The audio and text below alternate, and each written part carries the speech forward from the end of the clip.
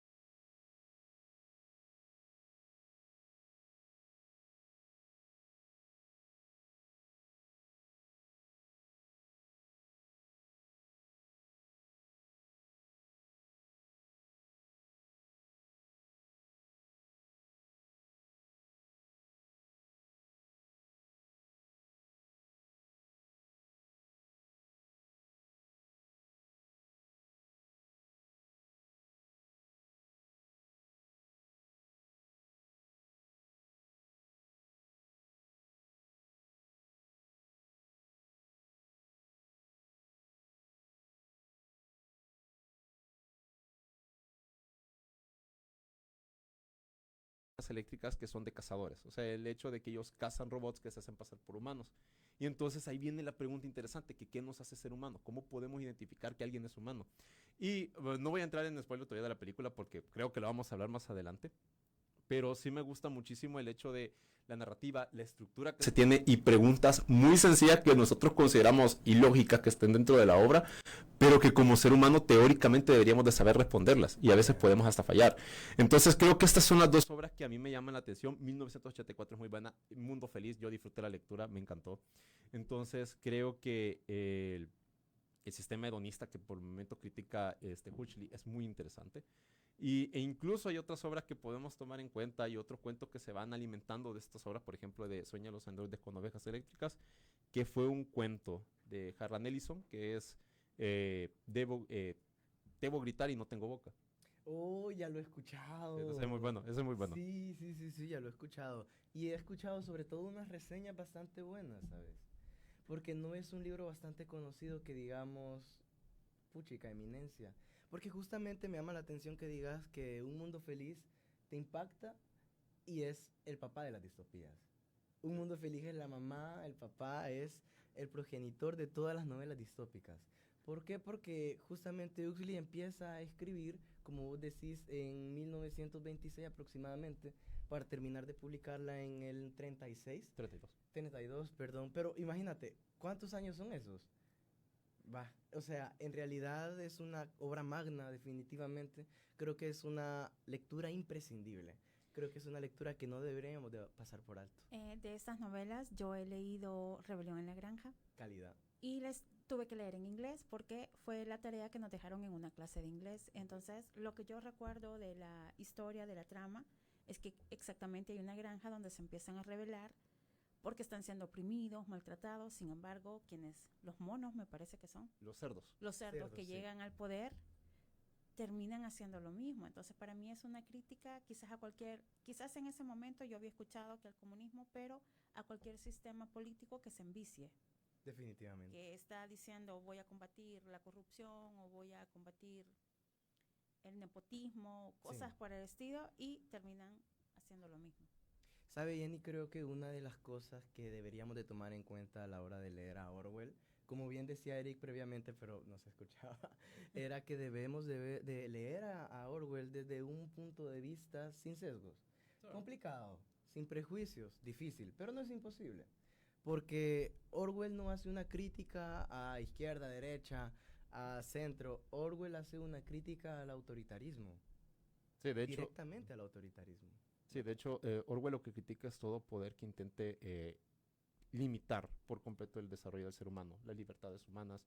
Entonces esa estructura es lo que más critica Orwell, el hecho de la supresión de libertades, el control, dominación, sistemas de vigilancia. Entonces eso es lo que intenta cuestionar para poder plantear una mejor crítica y sobre todo no desde el punto de un sesgo o una ideología tal cual, sino desde el sistema totalitarista que se puede plantear. Sí, Jenny. Me encanta tanto que la haya leído en inglés porque lee los nombres originales de los cerdos, Snowball, Napoleón. La Y verdad es que ya la leí hace bastantes años, entonces sí sí, recuerdo la idea central, pero no recuerdo, ya por ejemplo eso de los nombres y eso, es complicado. La verdad es ya que no me hasta a uno acuerdo. le cuesta leer algo que leyó Sí, yo hace tampoco una me acordaba, semana, ahorita me lo acabo de acordar. algo que alguien haya leído hace una semana, Buah, con tanta estimulación, la verdad es que es complicado. Pero me encanta tanto de verdad porque es como, puchica, leer en el idioma original tiene algo, una esencia, ¿verdad? Y es como, uy, sí, más que nada porque, como usted decía, la obra narra esto de, y el cerdo era igual al hombre. Y los animales veían al cerdo, veían al humano, veían al cerdo, veían al humano y era imposible Así termina la obra, diferenciarlos. de hecho. Así termina la obra. Entonces, por eso es una distopía, porque no termina con un final feliz. Pues sí. Y, y a mí me gustaría ahora que platicáramos un poquito, aunque ya lo han hecho, pero que platicáramos un poquito de los autores de la novela. Porque, a ver, es cierto que estamos leyendo su obra, pero siempre es interesante conocer qué motivó al autor, qué estaba viviendo en su contexto social, que probablemente influyó mucho en lo que terminó publicando. Sabe, quizá antes de entrar a fondo con los autores, yo le quería mencionar algo, que creo que algo que tendría, un deber que tenemos como lectores definitivamente siempre va a ser investigar al escritor. Porque yo creo que, como le mencionaba al principio, pero creo que tampoco se escuchó, es que idealizamos tanto al autor que, por ejemplo, podemos leer la obra de un autor de Pablo Neruda y decimos, puchica, Pablo Neruda era un amor de persona. Leemos el libro famoso de 20, hay una 20 poemas de amor. sí, la canción de ese fray, y decimos que este hombre es un lirio caminando, este hombre es un rosal cantante. Bueno, más grave es porque yo vi El cartero y es basado en la vida de él. Justamente. Yo sentía que era la mejor persona del mundo. De hecho, sí, o sea, hay mucho mito alrededor de muchos autores. Bueno, Orwell tiene mucha historia negra alrededor de él, ya lo vamos a explicar. Pero sí, vaya, Pablo Neruda es muy cuestionable como ser humano. Entonces, muy buen autor. De hecho, sí, o sea, Canto General, 20 poemas de amor y una canción desesperada. Entonces, pero como tal, siempre hay que tomar en cuenta que, o sea, son humanos. Correcto. Exacto. En el lado positivo y en el lado negativo de la palabra. Vaya, por ejemplo, empecemos por Orwell. Vaya, Orwell siempre fue socialista. Eso es un punto. Orwell fue socialista y uno de sus puntos de inflexión fue cuando estuvo en la Guerra Civil Española. Es correcto. Vaya, eso para Orwell marcó muchísimo la pauta. Pero, vaya, en torno a Orwell también hay una leyenda negra y es que a Orwell también se le considera un autor traidor. ¿Por qué? Porque en 1949 él entregó a una amiga de él, que era parte de la inteligencia británica, un listado de autores que supuestamente para él eran comunistas, porque Orwell era socialista, pero rechazaba el comunismo. Entonces, resulta que esa fue una historia que se da en torno a Orwell, que es, o sea, también hay que tomar en cuenta que Orwell sufrió bastante con el tema de la Segunda Guerra Mundial. Él hizo una reseña muy interesante cuestionando el libro de Mein Kampf, que es Pilucha, de cierto autor. Entonces, sí, de cierto autor. Entonces, Nos van a bañar. sí. Entonces, él hizo una crítica bastante interesante cuestionando el tema del poder emocional de los discursos, ¿no? Entonces, él cuestiona eso en sus libros, el poder del gran hermano y los discursos que se venden a través de una imagen irreal, porque el gran hermano no existe. O sea, simplemente es una foto. Es una foto, una imagen que proyectan y creen que el gran hermano los está vigilando cuando no, es solamente un sistema, porque el gran hermano no existe. Es correcto. Entonces, vaya, él lo que cuestiona es eso, el punto de cómo nosotros podemos comprender desde el punto de vista de un autor que cuestiona esos sistemas. Luego, Philip K. Dick era un aficionado completamente a la ciencia ficción. Entonces, de las cosas que pude leer es que le gustaba mucho Isaac Asimov. Entonces, bueno, A mí también. Sí, Asimov es buenísimo. Es La trilogía de la Fundación, de bueno, la son fundación. 17 Son libros. Ajá. Son 17 libros, pero los tres principales son Primera Fundación, Fundación Imperio y Segunda Fundación. Son muy Y buenos. Yo, luego en camina a la realidad, fundación, regresa a la fundación. Con Asimov yo tengo una pregunta, o sea, seria de verdad. Ajá, porque dígame. hace un tiempo lo tertuliamos y por cierto fue mi idea porque leí un cuento de él que me pareció tan tierno, tan bonito que yo dije de lo que me había estado perdiendo. Es de un robot que se llama Robbie, pero el asunto es que cuando lo tertuliamos se presentó la biografía de él y yo digo con todo lo que hizo también del lado de química, porque dejó todo un legado Es que era un científico. ¿A qué horas hacía estas cosas? Porque yo lo que he escuchado que donde él trabajaba tenía una oficinita donde se encerraba y yo allí escribía. Ahí escribía. El hombre no se encerraba a pensar. No eran las moléculas lo que lo llamaban. Ajá. Creo que escribió todas las leyes de la robótica, ¿no? De hecho, lo que consideramos ahora. Y que incluso, aunque era ficción, también en la Exacto. vida real intenta plantearse entonces las leyes de la robótica. Sí. Entonces, creo que eso es bien interesante porque Philip K. Dick, cabal, él fue muy aficionado a la ciencia ficción y es lo que preguntaba, ¿no? El hecho de ¿Qué pasa? ¿Qué nos hace ser humanos? ¿Qué nos diferencia de las máquinas? Incluso ahora con la IA surge esa pregunta, ¿qué nos diferencia de la IA cuando hay personas que incluso utilizan la inteligencia artificial ya no solamente como psicólogos, sino también incluso como parejas? O sea, y esa es una pregunta bien interesante. Entonces, ¿desde qué punto humanizamos la inteligencia artificial? Y es lo que también pregunta el momento de que están cazando los robots. Y ahorita se me ha olvidado el nombre del protagonista, pero también cuando está cazando y él dice, pero ¿y entonces qué estoy cazando? Porque un robot que actúa como un ser humano completamente. De hecho, cuando mencionaban esto de las ovejas sueñan con androides, no, los androides sueñan con abejas, yo recuerdo que cuando llegué a la universidad y en la primera clase de filosofía, lo que plantearon fue ¿qué hace al hombre hombre? Yo dije, aquí vamos. Tal vez esta vez lo descubrimos. Sí, pues para hablar sobre Bradbury, tenemos que entender primero ¿Bradbury que escribió? Fahrenheit, sí. Que tenemos que entender que justamente eso quería llegar. No escribe solamente Fahrenheit. Bradbury era una persona fanática de los cuentos. No necesariamente de los cuentos tradicionales que se suelen llevar 3, 4 páginas. Bradbury escribía cuentos. Bueno, de hecho, él tiene una recopilación de cuentos bastante buena que se llama Cuentos. Muy original el nombre. Muy original Bradbury. Pero bueno, como estamos hablando de distopía, vamos a dar un poquito de lado los cuentos, pero quiero mencionar que los cuentos siempre llevan esta línea como fatalista. Pero cuando él escribe Fahrenheit, claro, ¿en qué momento él escribe? En el momento de preguerra. Ujú. Entonces, él escribe Fahrenheit, me recuerdo haber escuchado y leído por ahí que él escribe Fahrenheit basándose en que leyó una noticia que en cierto lugar, cierto líder de cierto partido empezaba a quemar libros. Justamente, él no lo escribe de ciencia ficción. Imagínate qué impactante. Y lo que le decía a Erika hace poquito es que yo no sé cómo esta gente, de verdad, cómo se podría vivir sin libros. Porque, o sea, imaginémonos un mundo en el que son ceniza esto. O sea, en realidad es algo que a mí sí me cautiva el hecho de que él haya escrito esta obra basándose en ese pedacito del mundo, pedacito que luego causa una Segunda Guerra Mundial, vea. Quiero leer un comentario que nos ha llegado. Adelante. Dice, buenas noches, saludos desde Chalatenango, siempre escuchándolo. Gracias, Eso. Oscar Ortega. Justo estoy leyendo Un Mundo Feliz. Me gustó mucho 1984 y Rebelión en la Granja. Uf, calidad. Sí, Es Estamos que en la jugada. Andas en todo. Sí, muy, Saludos hasta muy buenas Chalate. obras. Saludos hasta Saludos hasta Chalate, tierra bendita.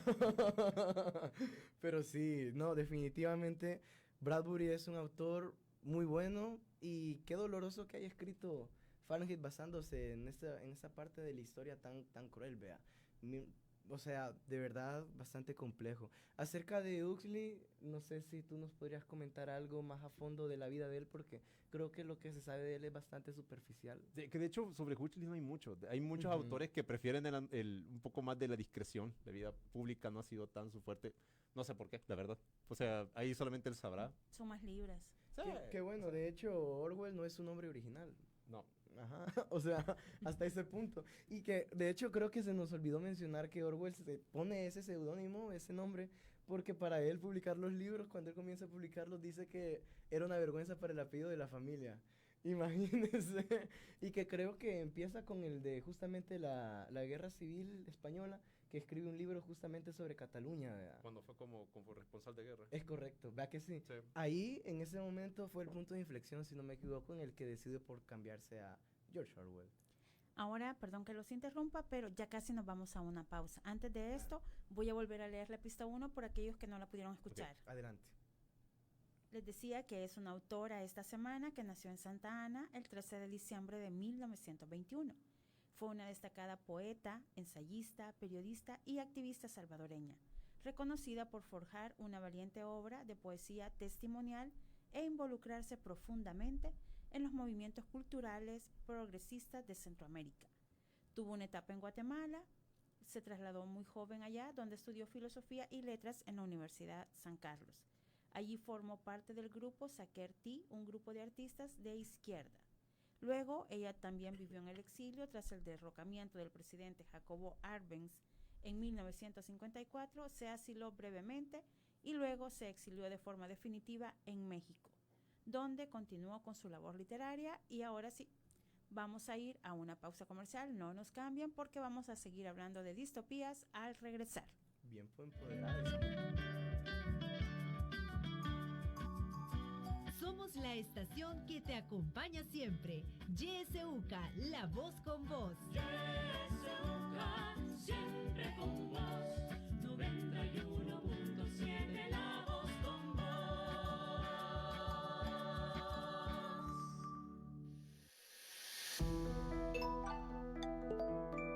Comprender la realidad exige algo más que titulares. Necesitamos información. Pero la información no se consume, se piensa, se verifica, se analiza. ¿Quién tiene la palabra? Un espacio producido por el Departamento de Comunicaciones y Cultura de la UCA. Todos los martes a las 7 de la noche por YSUCA.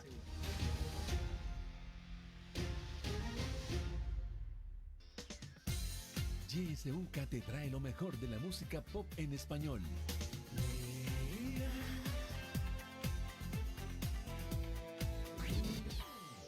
De lunes a viernes, después del noticiero del mediodía. Mira qué bien se nos da eso de estar juntos los dos. Ya te olvidé.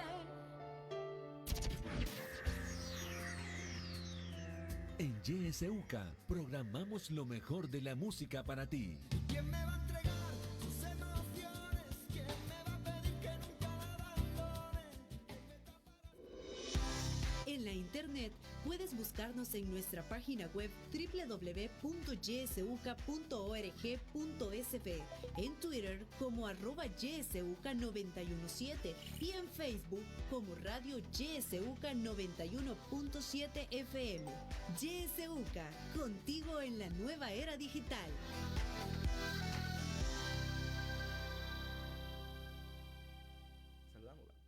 Muy buenas noches, gracias por acompañarnos este lunes 15 de junio cuando conversamos con nuestros amigos que vienen a hablar de distopía esta noche, Samuel García y Eric Quinteros. Pero antes de que sigamos conversando con ellos, quiero darles la segunda y tercera pista para que tengan el panorama completa de la autora de la semana. La segunda pista dice: su legado ha sido homenajeado con exposiciones exclusivas como Mujer Poeta, Mujer Memoria, impulsada por el Museo de la Palabra y la Imagen, MUPI, en El Salvador para conmemorar el centenario de su nacimiento, muestra que estuvo exhibida en el CRAI Padre Florentino y Duarte. Faltaba más. Y luego con las obras, ella publicó Condiciones de la Mujer en El Salvador, que fue un ensayo en 1962, también Tu Nombre Guatemala en 1955, Sinfonía Popular en 1959, El Corazón del Sueño, 1968, Insomnio en la Cárcel, aquí no tenemos el año, Guatemala, Rosa Herida en 1993 y Hoy el alma soporta hablar de los fantasmas en 1997. En su obra ensayística y periodística tenemos Imagen sociopolítica de El Salvador, sus problemas económicos, en las compilaciones y antologías La Palabra y la Vida en 1987, volumen editado en México. Y Canta Corazón y Canta, 2001-2002, amplía la antología poética seleccionada por el intelectual Tirso Canales y publicada en San Salvador. Así que, bueno, ahí tiene el panorama completo. ¿Ya saben ustedes quién es? ¿De quién estoy hablando? No, todavía no. Es complicado. Hoy está difícil, pero es un muy buen libro. Es un muy buen libro como para ese tipo de preguntas si muy usted complicadas. acierta, se va a llevar este libro que nuestros invitados, cortesía de ellos, han donado para que usted se lo pueda llevar. Un Mundo Feliz, de Aldous Huxley. Huxley. El bilingüe aquí es Huxley. Bueno, y ahora sí, seguimos con las preguntas. Primero quisiera, Eric y Samuel, que recordemos de qué 5 novelas y sus autores estamos hablando esta noche. Ok, perfecto. Estamos hablando de Sueñan los androides con ovejas eléctricas de Philip K. Dick. Y también tenemos Un Mundo Feliz de Aldous Huxley. Esas son las obras con las que estamos contando. También tenemos... Hoy estamos hablando también de 1984 y Rebelión en la Granja, ambos de George Orwell y de Fahrenheit 451 de nuestro buen amigo cuentista Ray Bradbury. Muy bien, muchas gracias. Entonces habíamos estado hablando como las distopías se fijaban o de alguna manera cuestionaban qué nos hace humanos, por ejemplo. Y ahora yo quiero preguntarles, porque esto es algo que yo he escuchado con bastante frecuencia. Algunas personas que han leído estos libros los denominan proféticos. ¿Ustedes están de acuerdo con esa afirmación? Complicado. No sé si gustaría empezar Eric y luego yo te retroalimento un poco o empiezo yo y tú complementas más a fondo. Puedo Dale. comenzar, o sea, no hay problema. Yo no los consideraría proféticos por sí mismos.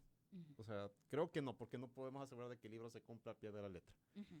Lo que yo sí creo es que dependiendo de ciertas prácticas sistemáticas, el libro nos va dando advertencias, ¿no? De que, o sea, por ejemplo, el establecimiento del placer como una forma de dominación social, o la vigilancia, o el hecho de la robótica o la inteligencia artificial, hasta qué punto nos pueden dominar.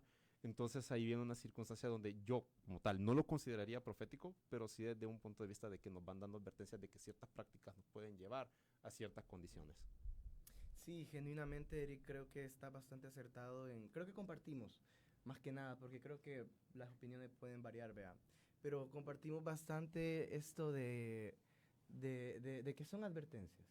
Más allá de libros proféticos, creo que compartimos bastante de que son advertencias.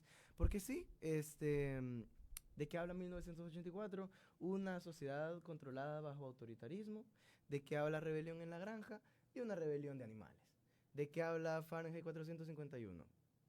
Fahrenheit habla de una sociedad en la que es prohibido leer libros, pensar. Más que todo intentar controlar el pensamiento crítico y que las Correcto. personas ya no cuestionen. Vaya, porque hay una conversación muy interesante cuando el comandante Berry confronta a Montag y le dice de que, o sea, nosotros le damos alegría al pueblo y los libros simplemente le dan tristeza, le dan dolor. O sea, ¿por qué? Entonces, o sea, en ese punto, Bradbury es muy interesante desde el punto donde lo cuestiona, de que si los libros realmente son un punto de desgracia y tristeza para el ser humano, cuando realmente pues es un alcance del conocimiento. De hecho, contamos con nuestra historia, vamos conociendo nuestra sociedad, diferentes perspectivas, la filosofía, la religión, todo eso nos permite a través de los conocimientos que se han plasmado en los libros. Entonces, es algo que también lo aborda Bradbury de una forma muy interesante en esa conversación entre Berry y Montag. Entonces, y vaya, la rebelión en la granja, que cuando Orwell ahí plantea una crítica al estalinismo, o sea, eso es lo que principalmente traza, una crítica al estalinismo, porque sí, o sea, él consideraba de que el comunismo nada más lo que hace es establecer un poder que nada más centraliza todo en ciertos grupos, y pues existe la explotación sobre los más desfavorecidos. Sí, justamente me gusta bastante esto que mencionas. Samuel, solo si nos acercamos, porque Sí, creo claro. que tenemos todavía un poquito que no nos escuchan del todo, así que más cerquita. ¿Ahora sí? Hoy sí. Le oigo hasta los pensamientos. Vale. Ay, no, pues así no, mentira. No, me gusta bastante esto que menciona Eric acerca de la religión, la familia, etcétera, porque justamente en un mundo feliz se habla de que se prohíben este tipo de, se coaccionan contra este tipo de cosas, ¿no? Se coacciona contra la familia, se coacciona contra la religión, se coacciona contra la libertad y felicidad individual. Bueno, la individual no, más bien la colectiva. Porque justamente la felicidad individual es a lo que va centralizado como este tipo de regímenes. Yo tenía una pregunta para Eric. Eric ya va diciendo como en 2 o 3 ocasiones algo que me ha llamado la atención, y es que la dominación a través del placer. Ah, sí. ¿De sí. qué va eso? Veamos, lo que pasa es de que es muy interesante cómo lo plantea Huxley, porque dice que, bueno, voy a decir, voy a entrar en un poco en spoiler, que es la droga soma. La soma, supuestamente, lo que ayuda es que las personas no sientan dolor ni tristeza, sino que sientan un estado de alegría y sobre todo de excitación, en el cual ellos ya directamente no tienen ni el espacio para cuestionar ni preguntarse por qué estoy mal. O sea, qué responsabilidad tiene, por ejemplo, eso lo plantea Huxley, de que qué responsabilidad tiene incluso el sistema social en el que yo me sienta mal. Entonces es por eso que la soma es distribuida incluso por el Estado, o sea, ni siquiera es correcto. ilegal, sino que es algo que entrega el Estado a diestra y a siniestra. Entonces es por eso que ahí plantea esa postura, ¿no? La dominación a través del placer. Entonces eso es lo que se refiere. Yo recuerdo, porque este libro también ha sido tertuliado en nuestras tertulias, que es un espacio para quienes nos escuchan, que es los martes y jueves a la 1:30 de la tarde en el CRAI. Todas las semanas hay libros diferentes. Entonces recuerdo que en algún momento fue tertuliado y hablaban de diferentes niveles donde están las personas. Las castas. Las Las castas. castas, Podrías correcto. hablar o Samuel o Eric nos podrían hablar un poco de esto. Fíjate que a mí me gustaría hablar, pero a Eric le fascina este libro. Va. Yo quisiera hablar, pero a Eric le fascina este autor, a Eric le fascina este libro. Es que, bueno, no quiero entrar mucho en detalle porque sabemos, pero vaya, el detalle está que las castas es supuestamente, vaya, para comenzar las personas son creadas artificialmente. De hecho hay un momento donde el protagonista llega a la fábrica, porque literalmente es una fábrica donde están creando a las personas.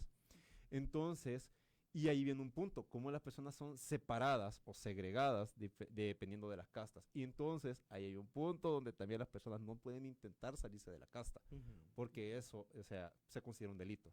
Entonces, esa es la principal, como la estructura social en la cual se va estableciendo dependiendo de dónde las personas fueron diseñadas o separadas al momento de ser creadas. O sea, no de su concepción, sino de ser creadas.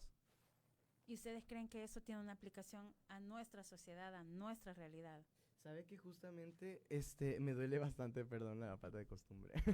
Me tenía que invitar más para acostumbrarme. Tomamos nota.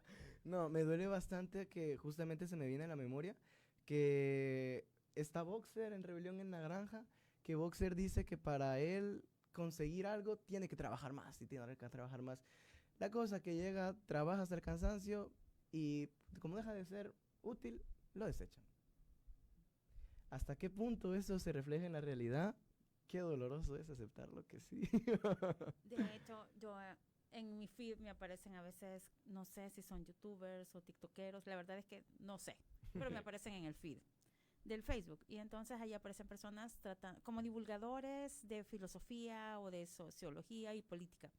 Y entonces mencionan eso, o sea, si alguien te ha hecho creer que sos pobre porque no trabajas mucho o que si te esforzas mucho vas a poder cambiar de estatus, déjame decirte que no, tienen que pasar 4 o 5 generaciones y yo, ¡qué belleza! Es la crítica de Huchi, o sea, el hecho de que cómo la sociedad está estructurada, porque como, bueno, Huchi lo dice, o sea, hay personas que están dentro de una casta porque ellos tienen que estar dispuestos a hacer el trabajo que otras castas no van a querer hacer. Correcto. Porque, o sea, por tema de estructuras y todo eso, entonces no sé si llamarlo así de que quién está arriba, quién está abajo, no lo sé si ponerlo así, pero sí desde el punto de vista de que, ok, tu casta tiene que estar dispuesta a ensuciarse las manos con lo que la otra casta no quiere hacer. Como cuando los inmigrantes van a otros países, están en otros países y muchas veces dicen, hacen los trabajos que nadie quiere hacer. Qué buen punto, qué buena observación, Jenny. Y que pensaba en cosas que apliquen a la realidad. No, tienes razón. Okay. Así. Ay, Jenny, no, qué muy buena observación, qué buena. Pero es una observación triste. No, sí, pero tiene razón, ¿sabe? Porque sí, justamente creo que aplica bastante, se ve bastante reflejado en la realidad de los migrantes, esto de que a ellos les toca hacer el trabajo de roofing, el trabajo de limpieza, el trabajo de cocina. Entonces, justamente la casta más, como dice Eric, no me gustaría llamarlo así, pero la casta más baja es a la que le tocan ese tipo de trabajos. Y justamente a la clase trabajadora en Rebelión en la Granja es a la que le toca hacer este tipo de trabajos. Construir el molino, ¿a quién le toca? A Boxer. Y entonces, ¿qué pasa con Boxer? Tengo que trabajar más para salir adelante y no, trabajó más, dejó de ser útil y se desechó. Y así pasa en la realidad. Bueno, ahora ya podemos deprimirnos todos. Ahora sí vamos. De hecho, las novelas distópicas en su naturaleza es que deprimen al ser humano. Porque, o sea, no hay una novela distópica que tenga un final feliz. Definitivamente. Bueno, Fahrenheit más o menos tiene un final, no es feliz, pero sí esperanzador. Esperanzador, sí, Eric. Sí, o sea, más que todo esperanzador, pero no feliz. O sea, realmente sigue siendo un final triste, pero teóricamente existe la esperanza de una sociedad mucho mejor en un futuro. Bueno, cuando yo veía la lista de novelas de las que íbamos a platicar hoy, yo pensaba, no sé si todas, pero casi todas, en todo caso, han sido llevadas al cine, algunas al teatro también. ¿Ustedes han tenido la oportunidad de ver estas adaptaciones y qué opinión les merecen? Mira, justamente estábamos hablando antes de entrar, porque a mí me gusta compartir mucho las opiniones, y justamente estábamos hablando un poco con Erika afuerita. No hablamos mucho para reservarnos, fíjate, mentira, pero hablamos acerca de la película de Fahrenheit, que Eric me dice que a él no le pareció la gran cosa, pero a mí sí, porque para mí en la película de Fahrenheit le dan una caracterización, una personificación al comandante que le mencionaba Eric, al comandante Eric, que justamente él dice, vea, como de el montón de libros y de por gusto, y el hombre empieza a tirar los libros, y es como justamente nos lo imaginamos en las obras, en las novelas, porque el hombre los empieza a chorrear de gasolina, si no me equivoco, si no me como el recuerdo era, y el hombre los tira, y justamente es la escena específica de cuando queman a la señora. Pero, o sea, imagínense, ¿cómo nos vamos a imaginar nosotros leyendo que queman a una mujer viva, por el amor a Dios? Por cuidar sus libros. Por cuidar sus libros. Y entonces verlo ya en la película es como, no, y uno ya hasta llora y uno se deprime.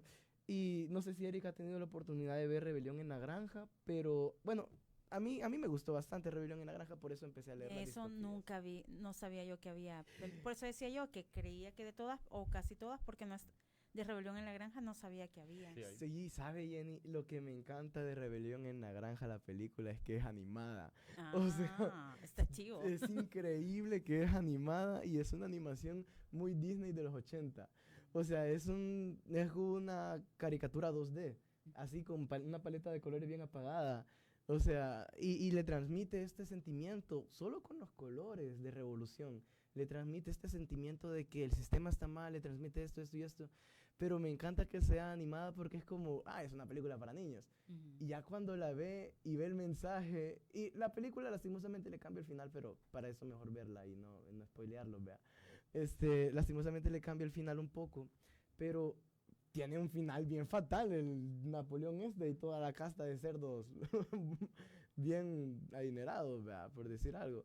Pero no sé, ¿a ti qué te pareció? Yo no he tenido la oportunidad de ver 1984, ni la película, creo, no sé si hay de Un Mundo No, del Mundo Feliz. Feliz, no tengo entendido que no. ¿verdad que Lo no? que sí hay, bueno, es Blade Runner. Tiene Ahora dos. te Sí, toca a Erika. exacto. Blade Runner, la de Ridley Scott, que es de los 80, y luego la de Denis Villeneuve, que salió en el 2017. Ujú. Y de hecho, a mí me gusta la película de Blade Runner. El final de la película es 1000 veces mejor que el del libro.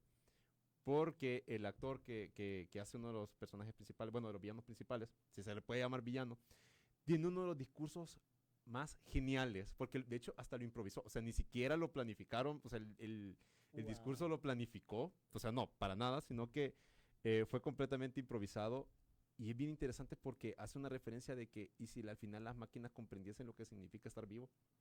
O sea, y al final ese es el discurso que da. Si las máquinas entendiesen qué es estar vivo, entonces puedo sentir la lluvia rozar mi cuerpo, puedo sentir el sol cuando me toca, o sea, todo ese punto. O sea, esa pregunta se la plantea el villano al final. Entonces, vaya, y luego tenemos la de 2049, que salió en el 2017, que todavía difumina todavía más la pregunta, porque incluso podríamos decir, ok, ser humanos es poder reproducirnos, sí, pero en la película al principio plantea de que un robot logró reproducirse. Entonces todavía difumina más la pregunta de, ¿y qué nos hace entonces ser humanos? Si ya lo que nosotros hacemos por motivos fisiológicos ya lo puede hacer un robot. Entonces, las películas son muy buenas. De hecho, a mí me encantan que las dos películas de Blade Runner incluso son mejores que los libros. Entonces, creo que eso es bien interesante. O sea, yo siempre recomiendo leer Sueñan los androides con ovejas eléctricas, pero también si pueden ver las dos películas, son densas porque son largas y son con ¿A temas dónde muy se pueden ver? filosóficos. Creo que ya no están públicas, simplemente creo que en páginas piratas. Ok, ya no digamos nada. Sí, entonces nada más, pero sí. La Sí. de Rebelión en la Granja la pueden encontrar en YouTube, imagínate. Ah, qué pública. chivo, Sí, qué sí, chivo. sí. Miren, quiero leer un mensaje que nos ha llegado a WhatsApp. Adelante. Dice, buenas noches, excelente programa. La autora de la semana es Lilian Jiménez de Leiva. Soy Gustavo Edilio Ramos Adguer. Ya está participando Gustavo Edilio. Tenía días de no escribirnos, Gustavo. Gracias por estar siempre siguiendo la transmisión de Noches de Biblioteca y ya la anotamos para que participe en la rifa del libro cortesía de nuestros invitados. Eso, Gustavo, siempre Muchas gracias. participando. Sí, me llega, de verdad. Siempre participando, Me Gustavo. hacen el día cuando aparecen por acá. Entonces, de todas estas novelas, esta es pregunta para vos, Samuel. Ok. ¿Cuál es la favorita? Mi favorita, 1984. Yo sé que es la más famosa, pero quiero hacer énfasis en algo que muy poco se menciona. El amor, definitivamente, Solo habla directo a ese micrófono porque te Va. perdemos. va. Ujú. Mi novela favorita, 1984. ¿Por qué? Porque menciona un tema que muy poco hacemos referencia dentro de las distopías. Y es que el amor es revolucionario. Entonces, ¿a qué hago referencia con esto? Dentro de la novela, el protagonista, Winston, si no mal recuerdo, ¿ah? Sí, ¿ah? Ajá, Winston se enamora, pero él piensa al principio que es una espía. la muchacha de la que se enamora, que no me acuerdo del nombre ahorita, pero, ajá, de la muchacha que se enamora piensa que es un espía. Entonces, ¿qué pasa? La muchacha le manda un papelito y el papelito dice, te quiero, si no mal recuerdo, ¿verdad? Una cuestión así, pero es un mensaje de aprecio. Entonces ahí es cuando él dice, hey, entonces no puede ser un espía porque dentro de esta sociedad me prohíben los lazos así románticos, afectivos, los lazos de aprecio. Entonces, de hecho, es delito dar demostraciones de afecto en esta novela. Es increíble, la verdad es que por eso me gusta tanto, pero me duele tanto al final que no sé si mencionarlo porque sería spoilear mucho, pero lo creo bastante conveniente, fíjate, porque este acto de renunciar al sistema e ir a favor de una relación, definitivamente creo que es la demostración de revolución más grande.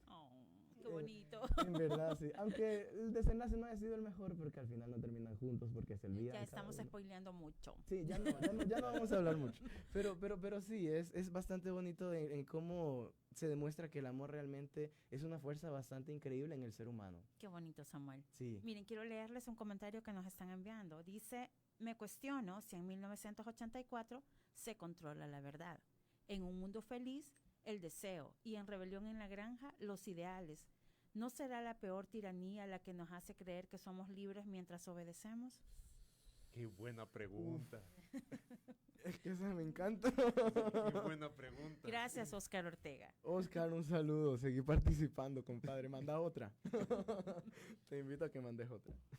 Pero sí, veamos, en cuanto a mi obra favorita, de la que menos he hablado, Fahrenheit 451. Me gusta, porque, o sea, yo le tengo un gran amor a los libros. Y creo que el tema que se toca en este libro sobre el pensamiento crítico y el hecho de por qué los libros son un espacio donde el conocimiento se comparte y creamos redes donde ya directamente podemos comprenderlo desde diferentes perspectivas, hacernos las preguntas correctas. Creo que eso es algo que yo disfruto. Y de hecho, como docente, eso es algo que también me encanta. Porque yo sí invito a mis estudiantes a leer, porque creo que es la forma en cómo... Porque nunca lo he visto en las tertulias, Eric, a usted y a sus estudiantes. Muy buena pregunta, y es que siempre paso muy ocupado. Entonces, sí, no, de hecho... No hay excusa, no hay excusa. Es que son a la 1:30, entonces yo en la mañana trabajo aquí en la UCA y en la tarde trabajo en otra universidad. Okay. Podemos hacerlo en un momento, en otro horario, Eric. Vaya, yo perfecto, encantado. No, o sea, solamente me dicen la obra y con gusto la compartimos. Tertuliamos nosotros. Sí, entonces sí, o sea, a mí eso es lo que me gusta de Fahrenheit, o sea, porque cómo realmente los libros son un mundo muy interesante, muy rico de historia, de conocimientos, entonces es la forma en cómo podemos crear lazos para poder interactuar y al mismo tiempo cómo comprendemos cada uno de los escritos, cómo también vamos deconstruyendo las ideas que nos dan y así pues realmente mejorar como individuos, como sociedad y al mismo tiempo plantear el pensamiento crítico. Sí. Gracias. Por acá tengo otro mensaje. Nos dice Oscar Ortega, quien cree que es la autora de la semana, pero Oscar, lamento decirle que no, pero puede seguir participando. Todavía quedan algunos minutos para que usted pueda participar en llevarse un mundo feliz. Solo si nos podría recordar la pregunta que hizo Oscar. Dice, ¿no será la peor tiranía la que nos hace creer que somos libres mientras obedecemos? Qué complicado. Más que nada porque hace la referencia a los libros de que si en 1984 se hace el control sobre la verdad, que si en Rebelión en la Granja sobre los ideales, que si la censura en Fahrenheit, porque justamente sí, vea Eric, en 1984 hay un Ministerio de la Verdad que se encarga de manipular la historia. Y me encanta que justamente hace referencia a Orwell, escucha esto, a quien controla el pasado, quien mantiene el pasado actualizado, controla el presente y controla el futuro. Sí, de hecho es bien interesante porque eso es el Ministerio de la Verdad. O sea, lo que hacen es incluso una de las posturas que planteaba un autor colombiano, Omar Rincón, sobre la ficracia. Bueno. Sobre la ficracia. Entonces, ahí lo plantean directamente desde una narrativa. El hecho de que un ministerio se dedica a crear noticias falsas, incluso a crear noticias sobre una guerra que no va en ese rumbo. Entonces, creo que eso es bien interesante. Y sí, o sea, el hecho de dónde creemos que vivimos en libertad, o sea, es una pregunta muy, muy interesante. Bien compleja. Porque, o sea, qué difícil. Uy. Pero y en esta época de la posverdad, ¿no ven también como esas resonancias de esos libros? Definitivamente. Porque escuchamos esta es la verdad absoluta, esta es la verdad, y aquí esta es la verdad. O hay tanta desinformación que nos podemos fácilmente perder. No, fake news, Ujú. sí, montajes, la inteligencia artificial hoy en día. Cuidado con la inteligencia artificial, incluso con videos que se publican en YouTube, TikTok. Entonces, Exacto. cuidado con eso, que se utilizan incluso imágenes de figuras públicas. Sí. Entonces, hay que tener muchísimo cuidado con esa información. Me gusta que hace poco estaba leyendo un artículo que mencionaba justamente a la inteligencia artificial. Era un artículo justamente sobre la muy inteligencia artificial. Y hacía referencia a que hoy en día la inteligencia artificial es como un medio de control social. Porque, quieras o no, de alguna manera, alguien programa la inteligencia artificial. Y nos pueden vender la narrativa de que no, es que recopila información sobre todo el Internet, sí, pero la base la programa alguien. Algo que a mí me preocupa también bastante en los últimos días, he estado pensando en eso, que no es nada nuevo, pero a mí me preocupa últimamente, es el algoritmo, esa burbuja que nosotros mismos nos creamos con las redes sociales. Es decir, puede ser que tuve curiosidad algún día sobre un tema y después hay un montón de cosas reafirmándomelo y es como que no logro ver todo el horizonte porque el algoritmo me tiene encerrada en esos intereses que alguna vez planteé. Al final se genera un espacio de infoxicación, o sea, la Exacto. saturación de Correcto. información. Ujú. Sí, y justamente de esto habla también 1984, haciendo referencia a la neolengua, que es el cambio de este tipo de ideas, palabras, etcétera, para encerrar en una sola burbuja los intereses. Ujú. Ujú. Bueno, fíjense que yo he disfrutado mucho esta conversación con ustedes, pero el tiempo se nos ha terminado. Entonces, les agradezco que hayan aceptado la invitación y por supuesto que en futuras ocasiones quiero verlos por acá otra vez para que sigamos platicando de libros tan apasionantes como los que han traído hoy. Así que muchísimas gracias. Como no, ya sabe, Jenny, siempre va a ser un gusto Tan hablar, bello. hablar de libros con usted. Siempre después de las tertulias nos quedamos platicando. Nos cuesta Sí, irnos. Sí, A la próxima. nos vamos una media hora, literalmente. Sí, la verdad es que es bien difícil porque pasa la tertulia, pero el after tertulia dura más a veces. Que con los demás tertulianos que se quedan. Y Ujú. qué grandes personas que son estos muchachos. Y de verdad, siempre va a ser un gusto. Invítenos, vamos a estar siempre a la disposición. Creo que son los espacios que terminan favoreciendo en tanto ruido, que sí, en realidad son bastante favorables. Sí, muchísimas gracias, Jenny. Realmente disfrutamos este espacio. También nos permite compartir nuestro gusto por la lectura y conocer a otros lectores. Entonces, Hacemos comunidad. sí, hacemos una comunidad. De hecho, Hacemos una compartimos comunidad. conocimiento, que eso es lo más bonito. Entonces, Fahrenheit. sí, muy Fahrenheit. Entonces, muchísimas gracias y cuando gusten aquí vamos a compartir siempre. Bueno, muchísimas gracias. Yo brevemente quiero decirles qué es lo que vamos a tener esta semana en el CRAI. Mañana, martes 16, tenemos una tertulia literaria muy especial porque no es que las otras no lo sean, pero esta es parte de Educa Transforma 2026. Este año el lema es Nuevas Formas de Aprender y el libro que van a estar comentando es Oriente, Occidente de Salman Rushdie. Y quienes presentan, los estudiantes de tercer año de la licenciatura en inglés, el padre Aníbal Mesa y la maestra Tiziana Valdivieso. Mañana a la 1:30 de la tarde están invitados y a la norte del CRAI, en el tercer nivel. El jueves 18 tenemos otra tertulia que es de un escritor nacional y la presenta su propio autor, Entre Brumas, de Freddy Chávez. Si usted quiere conocer la narrativa nueva en El Salvador, lléguese el jueves a la 1:30. Y la autora de la semana era Lilian Jiménez. Así es que el ganador del libro es Gustavo Edilio Ramos. Puede pasar, Gustavo. Felicidades. puede pasar mañana a partir de las 8 de la mañana para que se pueda llevar este libro. Y yo creo que los amigos que han donado el libro pueden dejarle un mensaje aquí. Va, chévere. Muchas gracias. Bueno, Gustavo madrugue, porque al que madruga, Dios me ayuda. no estoy segura de eso, pero bueno. Ah, bueno. Son mentiras, son mentiras. Muchísimas gracias por haber estado en sintonía de su programa. Noche de biblioteca. Noche de biblioteca. Qué tedioso, muy Lo siento, no es que se me haya olvidado, es que estoy tan emocionado de estar acá. Sí, claro, sí, claro. Definitivamente. Yo estaba viendo el logo de la YSUCA y dije, yo estoy en la YSUCA. Y es como, ¿qué hago aquí, no? Qué interesante. No, pero si noche de biblioteca. Bueno, nos vemos en una próxima edición el próximo lunes. Muchísimas gracias. Bye bye. Cada lunes llevamos la biblioteca hasta donde usted se encuentra. Noches de biblioteca. Hasta la próxima.